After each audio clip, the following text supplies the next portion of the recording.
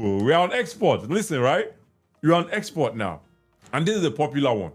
We always talk about the seaport. The average Igbo man still they talk about seaport. Why don't we have a seaport? The answer is simple, at least to me. But for the most part, a lot of Igbo people don't seem to understand that realistically, we cannot have a seaport because or by virtue of our geography in Nigeria. By virtue of where we live for Nigeria, we can't have a seaport. We are landlocked. As much as that makes you feel offensive, it is the reality on ground. But it is not the end of the world. There are countries, a whole country, where they landlocked. Uganda is one of them. Uganda is landlocked. There are so many other countries that are like that. Large, I'm talking large mass of land. Landlocked between 3, 4, 5 countries. Then still they're very functional. What they have are land ports, dry ports, where they work with the other countries. Like China now, they build, rail line where they cut across maybe Tanzania, Kenya, Uganda, all those countries, so that they can ship their products efficiently, more efficiently. So shout out to China on that one. And our case, not even they too, it's not bad. We have states that are around us. Akwa Ibom, they're around us. Potential to have a deep seaport. River State already has 2 seaports. One on mainland and one for One. One for mainland Port Harcourt there. One for One. River State already has 2 seaports that are functional. Now, exportation would even be the reason why the government, the federal government, would want to even think about creating something close to that seaport, which would be a dry port or river port in Ala Igbo. But we're not doing that at scale. We're not doing that at scale. I know we have somewhat of a pharmaceutical stuff going on. Some people, they manufacture medicine for Igbo land. Would they manufacture clothes? That's garments. Would they manufacture leather products, including shoes, belts, sandals, all that stuff, right? We manufacture all that stuff, but we don't manufacture them at scale. Now, this is how you manufacture it, and then you start exporting. For instance, I don't talk this one reach 1,000 times now. Palm oil. We get the land for palm oil. Why are we not taking advantage of it? Why are we not taking advantage of the land for Southeast? Where already they grow these palm trees. Like, you don't need any stress if they grow. All you need is just to put a little bit of effort.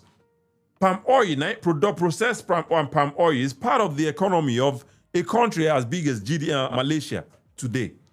We already have the capacity. We get the know-how. What is stopping us from doing it? As crazy as it may sound, palm oil alone. I have a whole lot of things on my list here, but I choose to focus just on palm oil today. Why are we ignoring palm oil? The potential way palm oil get for us. We ignore them. We ignore palm oil. Let me tell you something about pistachios. I think I've said this before on one of my monologues, right? Pistachio is native to Iran. But guess what American people do? Then go there. Go collect the best thousands. Obviously, it takes money, right? It takes money. Iran. Then collect thousands and thousands of seeds, these pistachio seeds, good seeds, where they feel say go work for them. Then can come America. Then can go America. Begin they plant them. The ones who survive must produce it. Today, pistachios, no other country exports pistachios reach America. America now are number 1 for pistachios. They don't beat even the Iran that the crop is native to. Now planning. And the families that own these farms, billionaires.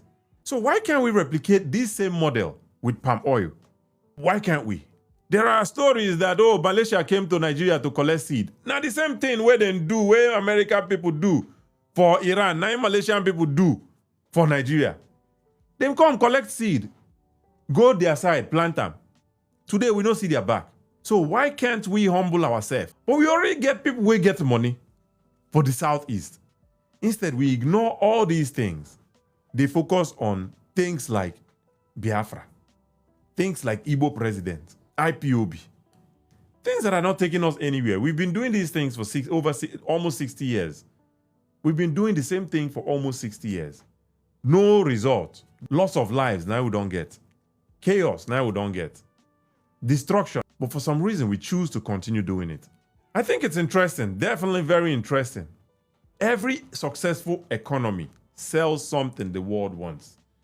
China is successful, obviously, because they sell everything what the world wants, pretty much, right?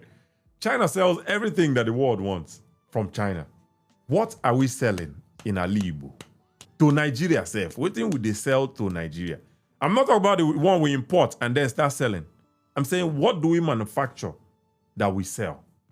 We need to talk about these things. Igbo be Igbo.